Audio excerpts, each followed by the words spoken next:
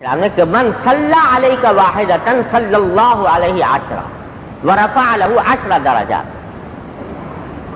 کہ جو شخص نبی کریم صلی اللہ علیہ وسلم سے خطاب کر کے جبریل امین علیہ السلام نے فرمایا کہ یا رسول اللہ، جو شخص آپ پر ایک مرتبہ درود بھیجے گا، جو شخص آپ پر ایک مرتبہ درود بھیجے گا، اللہ تبارک و تعالی اپنے فضل و کرم سے اس کے اوپر 10 مرتبہ رحمتیں نازل فرمائیں گے اور 10 اس کے درجات بلند فرمائیں گے۔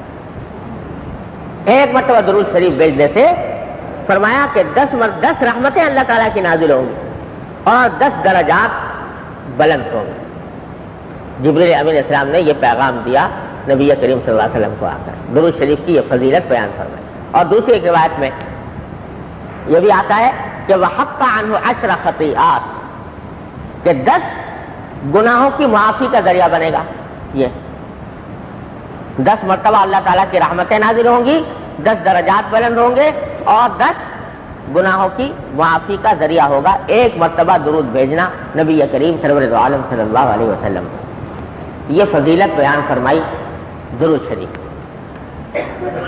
اللہ تبارک و تعالیٰ نے یہ ایک عظیم عبادت رکھی ہے، حضور اقدس صلی اللہ علیہ وسلم پر درود بھیجنا۔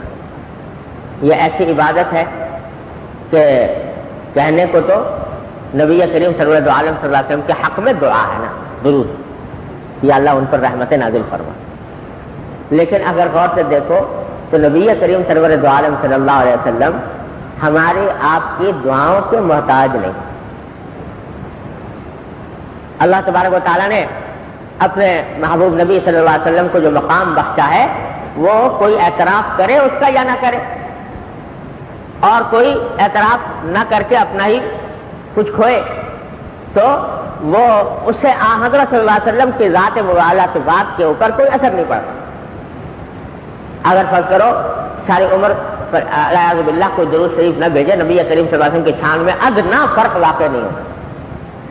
لیکن یہ اللہ تبارک و تعالیٰ نے ایک بندوں کو نوازنے کا ایک بہانہ بنایا ہے کہ جو بندے نبی کریم صلی اللہ علیہ وسلم کی ذات والا صفات کی احسانات کا اعتراف کریں گے اور اعتراف میں سرکار دو عالم صلی اللہ علیہ وسلم پر درود بھیجیں گے تو ان کے اوپر رحمتیں نازل ہوں گی، ان کے درجات بلند ہوں گے، ان کے گناہوں کی معافی کا ذریعہ ہوگا۔ یہ اللہ تبارک و تعالیٰ نے ایک بہانہ بنایا ہے اہل ایمان کے اوپر رحمتیں نازل فرمانے کا۔ اور اگر دیکھو تو ایک مومن جس کے دل میں ذرہ برابر بھی ایمان کی چنگاری ہو تو اس کو رسول کریم صلی اللہ علیہ وسلم کے احسانات کا اعتراف تو ہوتا ہی ہے، اور احسان کے اعتراف کے نتیجے میں دل کی خواہش بھی ہوتی ہے کہ اس احسان کا کوئی مظاہرہ، اس احسان کے اعتراف کا کوئی مظاہرہ ہو، تو اللہ تبارک و تعالیٰ نے اس اعتراف کے مظاہرے کا ایک راستہ امت محمد علیہ صاحب السلام کے لیے مقرر فرما دیا کہ درود شریف بھیجا کرو نبی کریم صلی اللہ علیہ وسلم کے اوپر۔ بڑے اللہ تبارک و تعالیٰ نے اس کے فضائل رکھے ہیں اور بڑا اجر و ثواب ہے۔ اللہ اور ہمارے حضرت والا حضرت ڈاکٹر صاحب صلی اللہ تعالیٰ سے وہ ایک بڑی لطیف بات فرمایا کرتے تھے درود شریف سے متعلق۔ وہ فرماتے تھے کہ حضور اقدس صلی اللہ علیہ وسلم کی سیرت طیبہ میں یہ آپ کی سنت منقول ہے کہ عام طور سے جب کوئی شخص حضور اقدس صلی اللہ علیہ وسلم کی خدمت میں کوئی ہدیہ لے کر آتا تھا تو آپ اس ہدیے کی مکافات فرماتے تھے، یعنی اگر کوئی ہدیہ لے کر آیا تو ہدیہ قبول فرما لیا، پھر کسی موقع پر اس کو ویسا ہی یا اس کے لگ بھگ کوئی ہدیہ کسی وقت خود بھی عطا فرما دیا۔ تو جو کوئی بھی ہدیہ لاتا تھا تو حضرت صلی اللہ علیہ وسلم اس کی مکافات فرماتے تھے۔ مکافات کے معنی یہی ہے کہ کسی اور موقع پر اس کو کچھ نہ کچھ اپنی طرف سے ہدیہ پیش کر دیا۔ یہ آپ کی عام عادت احادیث کی کتابوں میں منقول ہے۔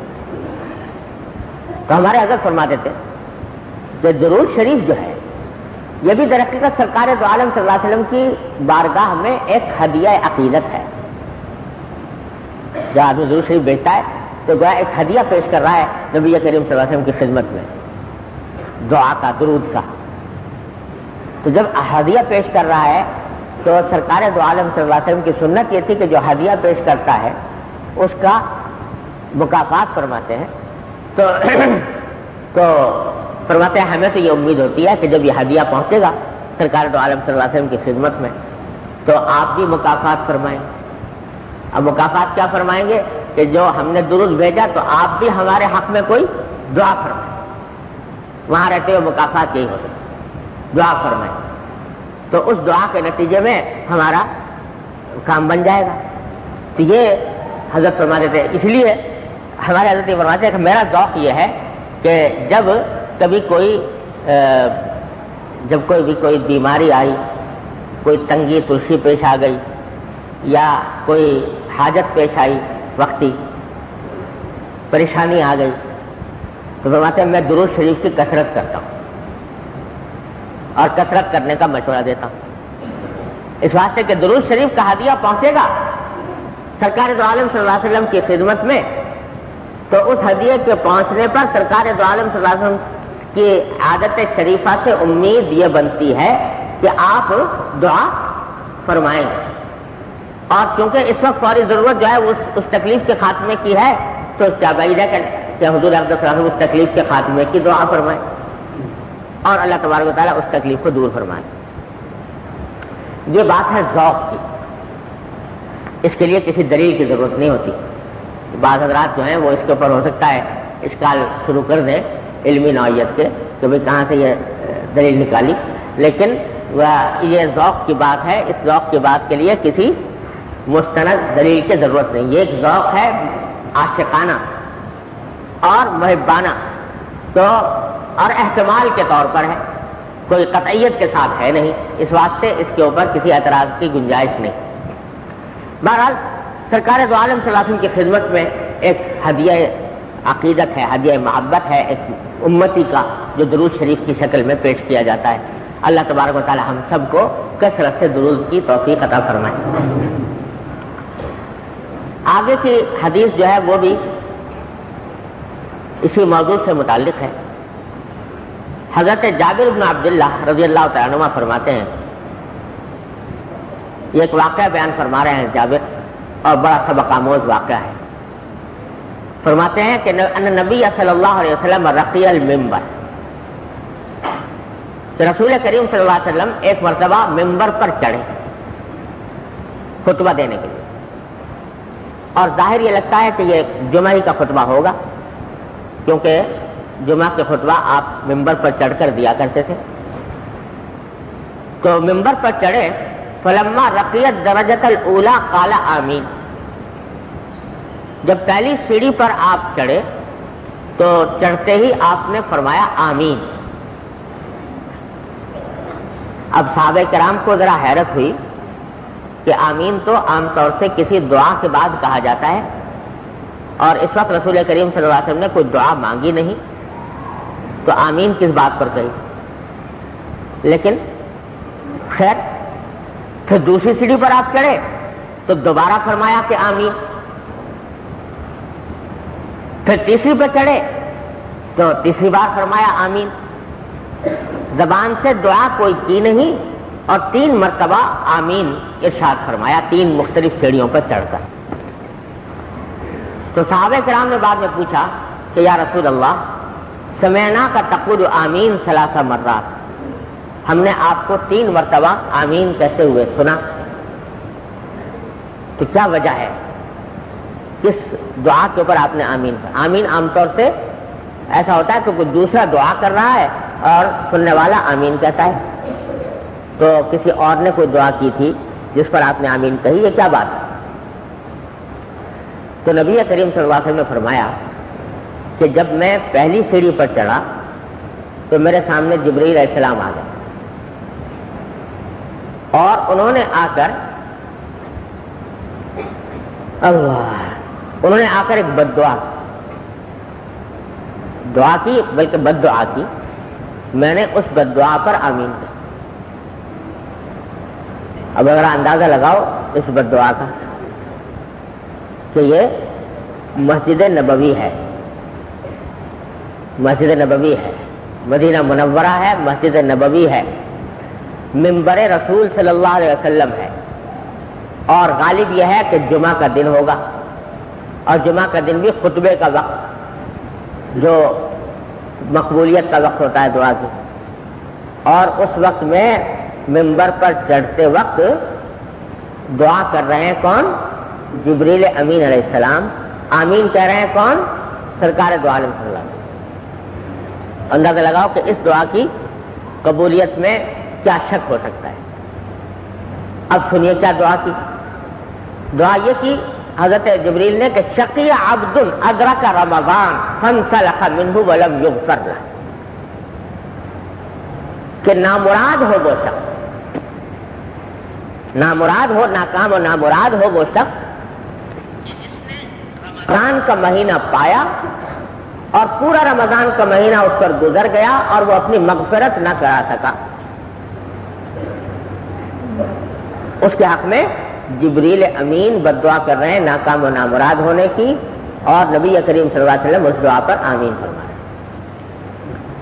وجہ کیا ہے کہ رمضان کا مہینہ اللہ جل جلالہ نے ایسا مہینہ رکھا ہے کہ اس میں اللہ تعالیٰ کی رحمت بہانے ڈھونڈتی ہے نوازنے کے لیے بندوں کو، اور قدم قدم پر مغفرت کے وعدے۔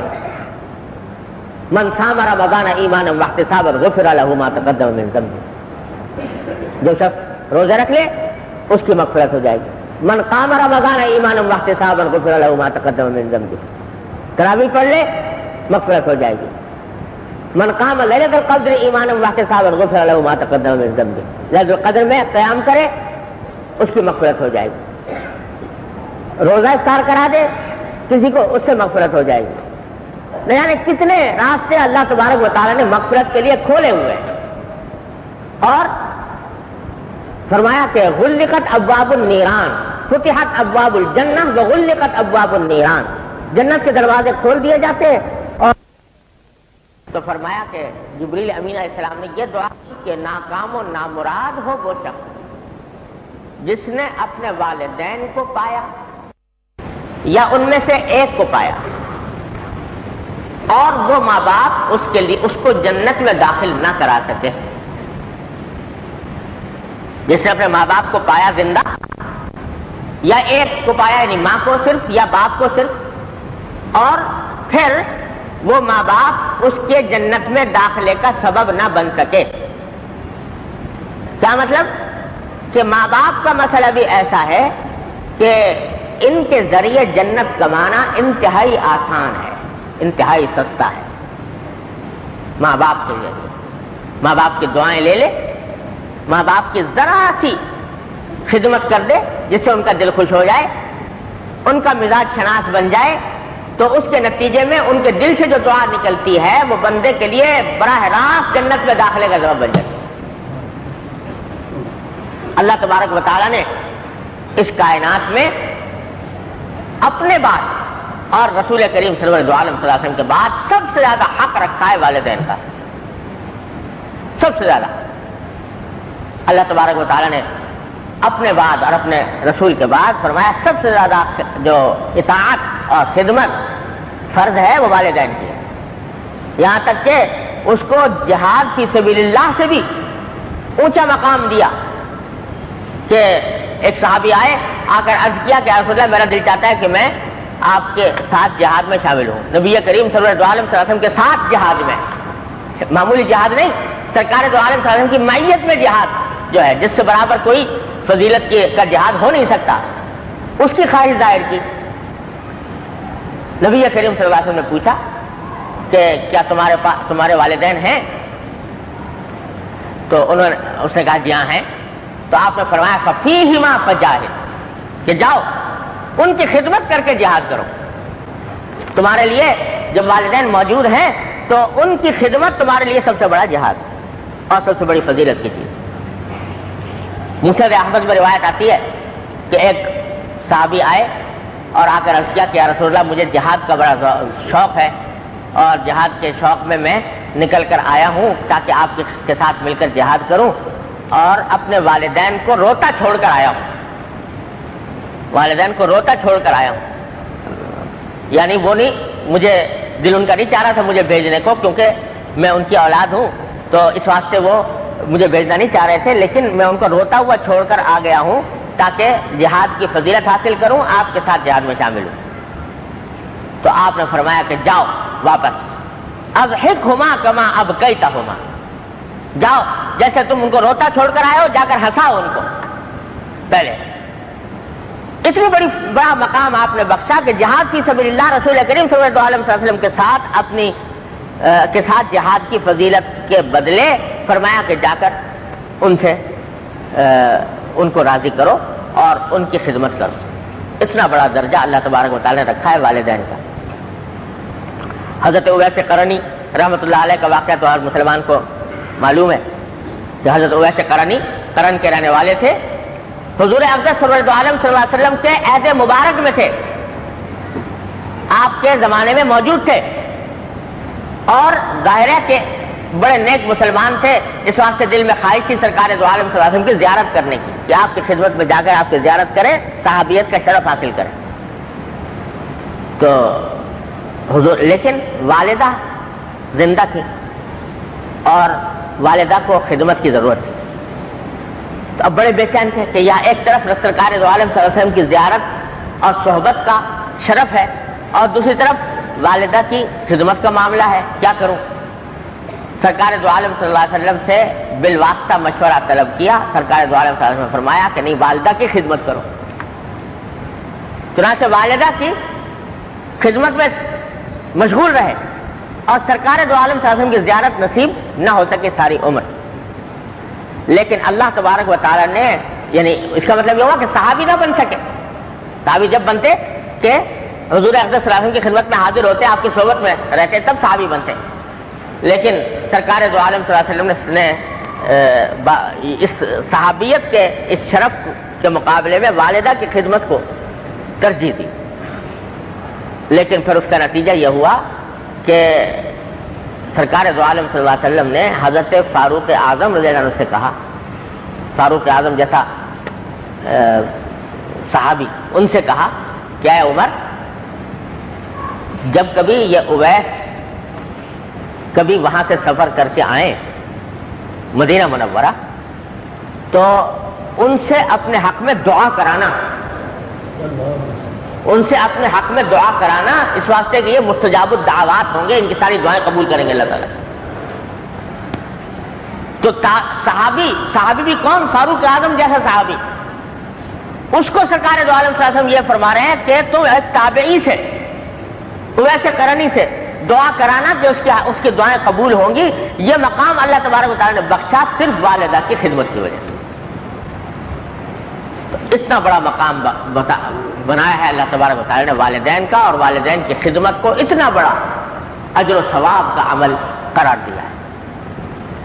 ایک حدیث میں رسول کریم سرور دو عالم صلی اللہ علیہ وسلم فرماتے ہیں کہ اگر ایک شخص اپنے والدین کو ایک مرتبہ محبت کی نگاہ سے دیکھ لے، ایک مرتبہ اپنے والدین کو محبت کی نگاہ سے دیکھ لے، تو ایک حج اور ایک عمرے کا ثواب ہے، صرف محبت کی نگاہ سے دیکھ لینے کا. اندازہ کرو، تو جب صرف محبت کی نگاہ سے دیکھ لینے کا اتنا ثواب ہے، تو خدمت کرنے کا کیا ثواب ہوگا؟ خدمت کرنے کا کتنا عظیم ثواب ہوگا. اور یہ فرمایا، دیکھو قرآن کریم نے کہ اما یبلغن الکبر احدہما او کلاہما فلا تقل لہما اف ولا تنہرہما وقل لہما قولا کریما واخفض لہما جناح الذل من الرحمہ وقل رب ارحمہما کما ربیانی صغیرا. اتنی تفصیل سے قرآن کریم فرما رہا ہے کہ اگر ان میں سے کوئی ایک، والدین میں سے کوئی ایک یا دونوں بڑھاپے کو پہنچ جائیں، اور بڑھاپے کو پہنچنے کی بات اس لیے فرمائی کہ جب بڑھاپے میں پہنچ جاتے ہیں تو عام طور سے مزاج میں کچھ چڑچڑاپن پیدا ہو جاتا ہے، اور اس کی وجہ سے بعض اوقات غصہ بھی آ جاتا ہے، غصے کی باتیں بھی کرتے ہیں. بعض اوقات بڑھاپا اس درجے تک پہنچ جاتا ہے کہ اس کی وجہ سے غیر معقول باتیں بھی کرنی شروع کر دیتے ہیں. تو لیکن قرآن کہتا ہے کہ یہ سب اگر اس حد تک پہنچ جائیں تب بھی فلا تقل لہما اف، کبھی ان کو اف تک مت کہنا. ولا تنہرہما، ان کو جھڑکنا بھی مت، یعنی بے طرح ایسے بدلے ہوئے لہجے سے ان سے بات بھی نہ کرنا. لا تنہرہما وقل لہما قولا کریما، اور ان سے جو بات کرنا وہ عزت کے ساتھ کرنا. اور اتنا ہی نہیں، وخفض لہما جناح الذل، اپنے آپ کو ان کے سامنے ذلیل کرنا، اپنے آپ کو ان کے سامنے ذلیل کرنا. وخفض لہما جناح الذل من الرحمہ وقل رب ارحمہما کما ربیانی صغیرا، اور یہ کہنا کہ اللہ ان کو رحم فرما جیسے کہ انہوں نے بچپن سے مجھے پالا ہے. تو اتنی بڑی تاکید، ایک جملہ نہیں، جملوں کے جملے قرآن کریم نے نقل فرمائے ہیں والدین کے حقوق کے لیے.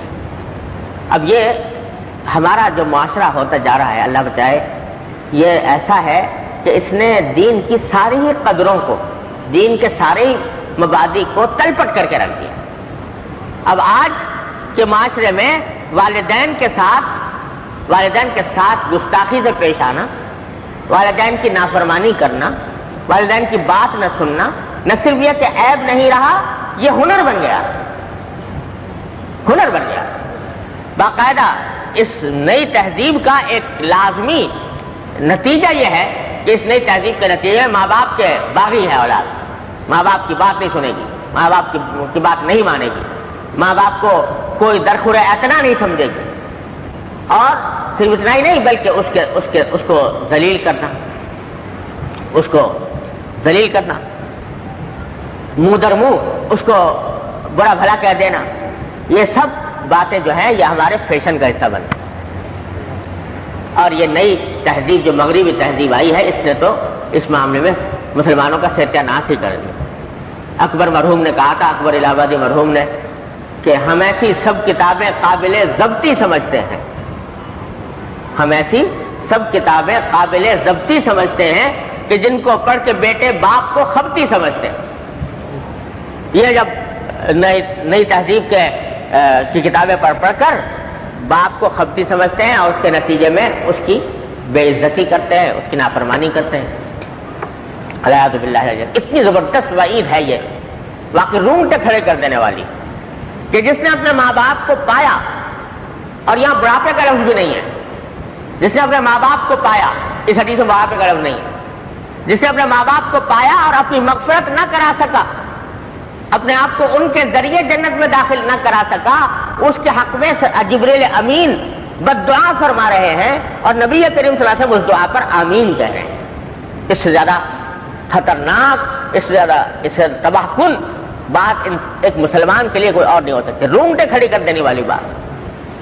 ارے اس لیے کہا جا رہا ہے کہ ماں باپ وہ چیز ہیں کہ ذرا سا ان کا دل خوش کر دو، ان کے دل سے دعا نکل جائے تو تم جنت میں پہنچ جاؤ. ان کو خوش کرنے کے لیے بہت کسی لمبے چوڑے کام کی بھی ضرورت نہیں ہوتی. ذرا سا کوئی کلمہ خیر کا کہہ دیا جس سے ان کا دل خوش ہو گیا، ان کے دل سے دعا نکل گئی. والدین تو ویسے بھی دعا کرتے ہیں، اگر اولاد نافرمان ہو، باغی ہو، کیسی بھی ہو، پھر بھی دعا کرتے رہتے ہیں. لیکن ایک دعا وہ ہے جو اولاد کی خدمت سے نکلتی ہے اور اولاد کے توجہ دینے سے نکلتی ہے، دل خوش کرنے سے نکلتی ہے. وہ سیدھی جا کر پہنچتی ہے اللہ تبارک و تعالیٰ کے پاس اور انسان کے لیے جنت کے داخلے کا سبب بنتی ہے. تو بھائی یہ ہم لوگوں سب جن کو اللہ تعالیٰ نے ماں باپ کی دولت سے نوازا ہے، یاد رکھو اس کائنات میں اور ہر چیز مل جاتی ہے، ہر چیز کا بدل مل جاتا ہے، ماں باپ کی کا بدل نہیں مل سکتا، ماں باپ کی محبت کا بدل نہیں مل سکتا. اور وجہ اس کی یہ ہے کہ اس کائنات میں جتنی محبتیں ہیں سب غرض کی محبتیں. غور سے دیکھو، سب غرض کی ہیں. شوہر بیوی کی محبت غرض کی محبت ہے، بھائی بہنوں کی محبت، دوست احباب کی محبت، سب کی کے ساتھ کچھ نہ کچھ غرض وابستہ ہے. یہاں تک کہ اولاد جو ماں باپ سے محبت کرتی ہے وہ بھی غرض کی خاطر کرتی ہے. صرف ایک ہی محبت ہے اس کائنات میں جو بے غرض ہے، اور وہ ہے والدین کی محبت اولاد کے ساتھ. یہی وجہ ہے کہ اولاد کتنی ہی بگڑ جائے، کتنی خراب ہو جائے، کتنی نافرمان ہو جائے، ماں باپ اس کے بدخواہ نہیں ہو سکتے کبھی بھی. اس واسطے یہ بے غرض محبت ہوتی ہے. اللہ تبارک و تعالیٰ نے اس محبت کا بڑا درجہ رکھا ہے، اور اس محبت سے جو دعا نکلتی ہے اللہ تبارک و تعالیٰ اس کو بہت جلدی قبول فرماتے ہیں. تو جن کو یہ نعمت میسر ہے وہ عام طور سے ہوتا یہ ہے کہ جب تک یہ نعمت میسر رہتی ہے قدر نہیں ہوتی. جب تک نعمت میسر رہتی ہے، ماں باپ ہیں موجود، تو قدر نہیں. کبھی قدر ہوتی ہے اس وقت جب یہ نعمت ہاتھوں سے نکل چکی ہوتی ہے، تو پھر اس وقت قدر آتی ہے کہ او ہو ہمارے ہاتھ سے نعمت نکل گئی، اب کہاں سے لائیں. تو اس وقت حسرت ہوتی ہے. تو جن کو یہ نعمت میسر ہے وہ قدر کر لیں، اس کی قدر پہچان لیں، اور اس محبت کو اپنے لیے جنت کے داخلے کا ذریعہ بنا لیں. جنت کے داخلے کا ذریعہ بنا، اور اس وعید سے بچنے کی کوشش کریں جو سرکار دو عالم صلی اللہ علیہ وسلم نے اتنے سخت الفاظ میں بیان فرمائی کہ ناکام و نامراد ہو وہ شخص کہ جس نے والدین کو پایا یا ان میں سے کسی ایک کو پایا اور جنت میں داخلہ نہ کرا سکا اپنا. اللہ تعالیٰ محفوظ رکھے، ہر مسلمان کو اس سے محفوظ رکھے. اور بھائی جن کے والدین جا چکے دنیا سے، تو ہمارا دین ایسا ہے کہ اس نے پھر بھی مایوسی کا راستہ نہیں دکھایا.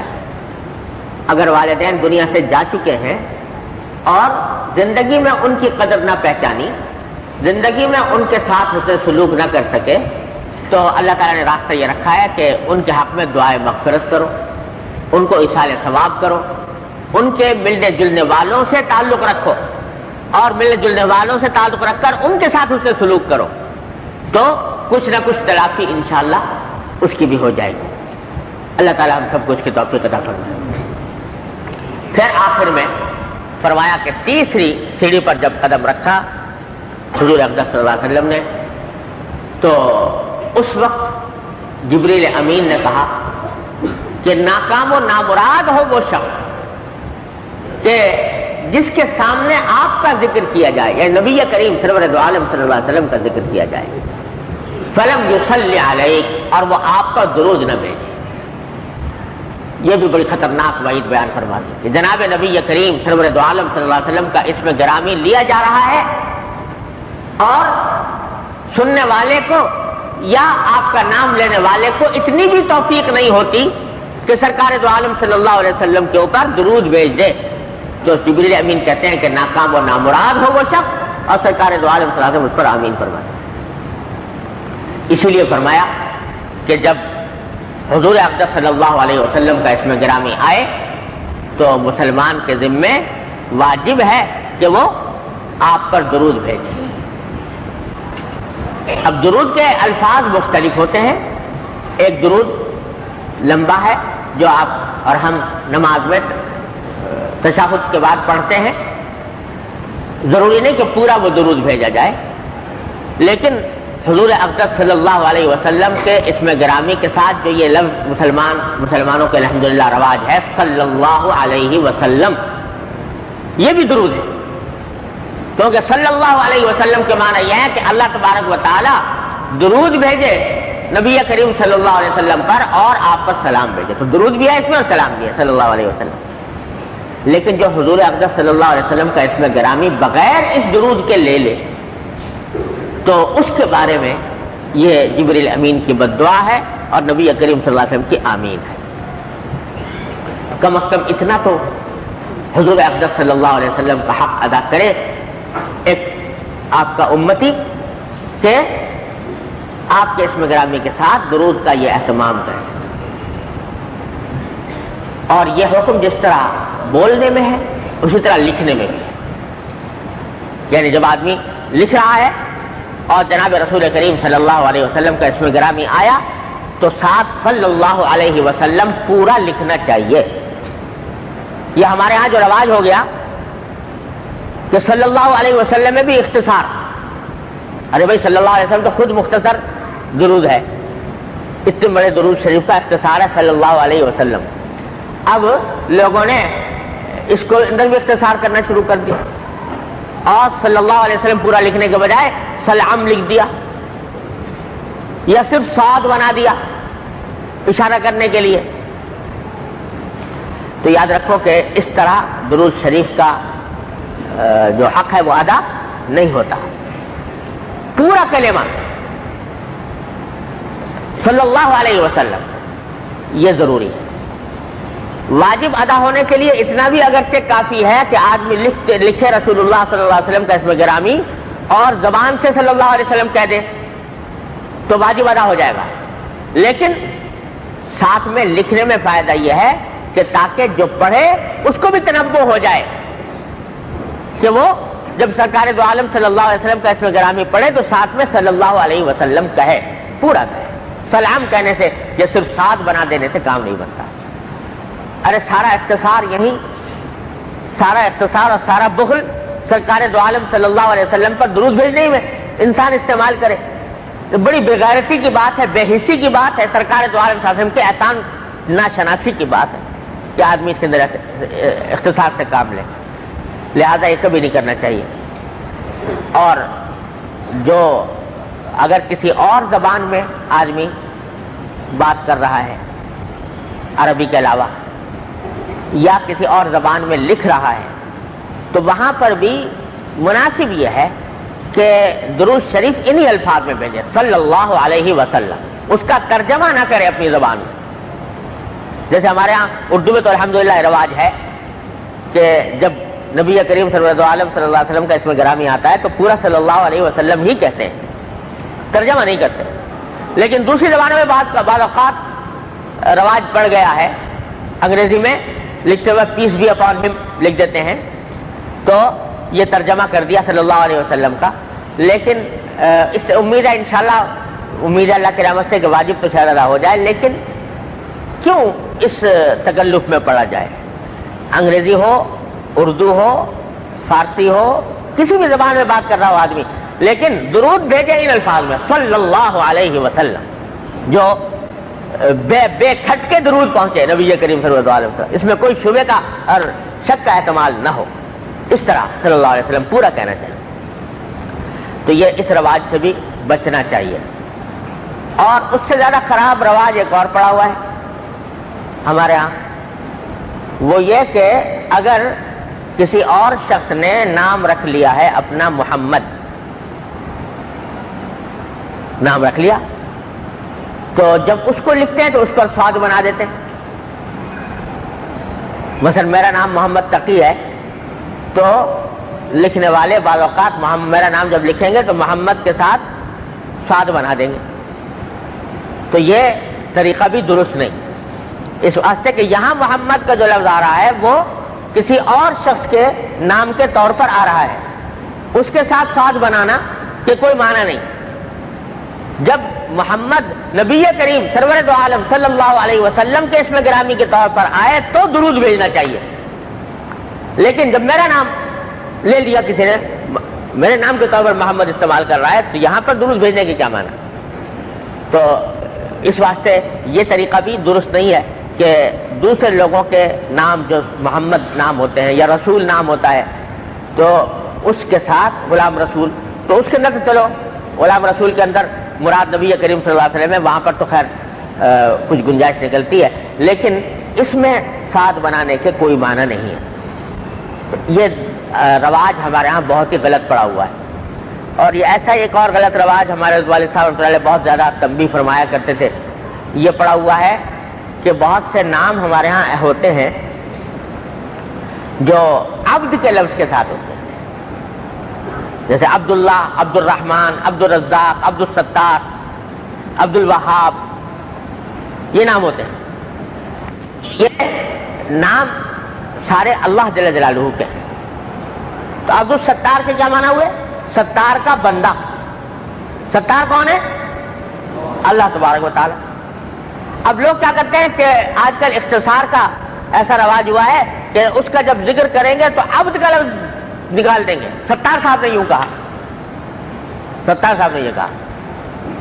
اب ستار تو اللہ تبارک و تعالیٰ کا نام ہے، تو عبد الستار پورا نام نہ لینے سے گویا آپ نے اس آدمی کو ستار بنا دیا، حالانکہ وہ ستار نہیں تھا، وہ ستار کا بندہ تھا. عبد الرزاق نام ہے، رزاق صاحب یہ کہہ رہے تھے، رزاق صاحب نے یہ کہا، رزاق صاحب نے یہ کہا. تو یہ اللہ جل جلالہ کا جو نام ہے وہ ایک مخلوق کے لیے آپ نے استعمال کیا، اس کو رزاق بنا دیا. ارے بھائی رزاق کون ہے؟ اس کائنات میں اللہ کے سوا کوئی رزاق ہو سکتا ہے؟ لیکن تم نے ایک مخلوق کو رزاق بنا دیا. رزاق صاحب یہ کہہ رہے تھے. انتہائی خطرناک بات ہے. اگر آدمی دیدہ و دانستہ کرے تو یہ ایک طرح کا شرک ہے، الیاذ باللہ، کسی غیر اللہ کو رزاق بنانا، رزاق قرار دینا. عبد الرحمن نام ہے، رحمان صاحب نے یہ کہا. تو رحمان صاحب، وہ رحمان تو ایک ہی ہے، ایک ہی ذات ہے، آپ نے مخلوق کو رحمان قرار دیا. اللہ جل جلالہ کا خاص اسم ہے رحمان، جو کسی اور کے لیے استعمال ہو ہی نہیں سکتا. بسم اللہ الرحمن الرحیم، الحمدللہ رب العالمین الرحمن الرحیم. لیکن آپ نے وہ عبد کا لفظ نکال کے اس ایک انسان کو بنا دیا رحمان، انسان کو بنا دیا رزاق، انسان کو بنا دیا ستار. بڑی خطرناک بات ہے، شرک کے قریب قریب پہنچنے والی. لیکن لوگ دھیان ہی نہیں دیتے. اچھے خاصے پڑھے لکھے دیندار متدین لوگ بھی اس بات کا لحاظ نہیں کرتے. تو بھائی اس کو صرف اتنا ہی تو ہے نا کہ ایک لفظ بنانا ہے، رزاق صاحب ہو جائے، عبد الرزاق صاحب کہنا ہے. اس زبان کو ذرا سا ہلانے کی بات ہے، توجہ دینے کی بات ہے، ورنہ اور کوئی کیا تکلیف ہے کہ آدمی ان کو عبد الرزاق نہ کہے اور رزاق صاحب کہہ کر پکارے. یہ بڑی تو اس کا خاص لحاظ رکھنا چاہیے. ہمارے ہاں بہت کثرت سے رواج ہو گیا ہے اس غلط طریقے عمل کا. تو اس کو بالکل اپنے دوسرے لوگوں کو بھی سمجھانا چاہیے اس بات کو. یہاں تک نوبت پہنچ گئی ہے کہ لوگوں نے اختصار کرنا شروع کر دیا. اس درجہ نوبت پہنچ گئی ہے کہ عبد الرحمن کو تو رحمان صاحب، عبد الرحمن تو رحمان صاحب ہو گئے. اور فضل الہی، کسی کا نام اگر ہے فضل الہی تو وہ الہی صاحب ہو. تو الہی کے معنی میرا معبود، الہی کے معنی میرا معبود.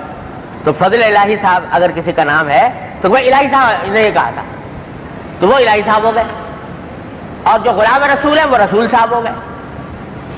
تو اللہ بھی ہو گئے اور رسول بھی ہو گئے. وہ ایک کہنے والا الہی بن گیا، دوسرا کہنے والا رسول بن گیا. تو اب کسی اور کی حاجت ہی نہیں. الیاذ باللہ العلی العظیم. یہ بڑی خطرناک مشرکانہ بات ہے، اس سے پرہیز کرنا چاہیے. اور آج کل جو یہ رواج زیادہ زیادہ یہ کرتے ہیں کہ ساتھ میں ایک وہ جو انگریزی کا کوئی حرف بڑھا دیتے ہیں. عبد الرحمن کی جگہ اے رحمان ہو گیا، ایس رحمان ہو گیا، ایس الہی ہو گیا، اے ستار ہو گیا. یہ بھی سب لغو بات ہے. پورا نام لینا چاہیے. عبد الستار، عبد الرزاق، جو کچھ بھی ہے پورا نام لو، ورنہ اللہ باللہ بڑا خطرہ ہے کہ آدمی شرک میں مبتلا ہو. بھائی تین باتیں رسول کریم صلی اللہ علیہ وسلم نے اس حدیث میں بیان فرمائی. رمضان سے فائدہ اٹھانے کی، والدین کی خدمت سے فائدہ اٹھانے کی، اور نبی کریم صلی اللہ علیہ وسلم پر درود بھیجنے کی. اللہ تبارک و تعالیٰ اپنے فضل و کرم سے، اپنی رحمت سے ہم کو ان سب پر عمل کی توفیق عطا فرمائے. وآخر دعوانا. حضرت مولانا مفتی محمد تقی عثمانی صاحب کے بیانات سننے کے لیے ہمارے چینل کو سبسکرائب کریں.